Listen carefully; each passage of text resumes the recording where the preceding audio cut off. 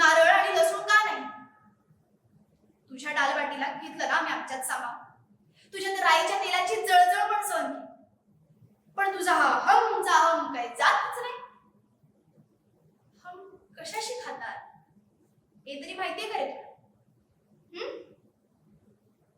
जिरं, मोहरी, तूप, लोणचं, मिठापासून ते पिठापर्यंत मंग्याची आई ज्या हक्काने मागायला येते ना त्याला म्हणतात.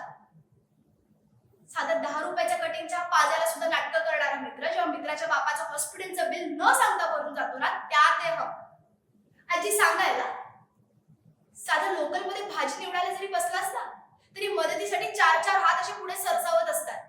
त्या ते एरवी टपोऱ्यांसारखी फिरणारी पोरं जेव्हा मुंबई पावसात भिजलेली तुंबलेली असते ना तेव्हा गटारींपाशी उभं राहून लोकांना रस्ते दाखवत असतात. त्या ते कधी गणपती दे ना आमच्या बेंबीच्या देठापासून शेंड्यापर्यंत गणपती बाप्पा मोरया.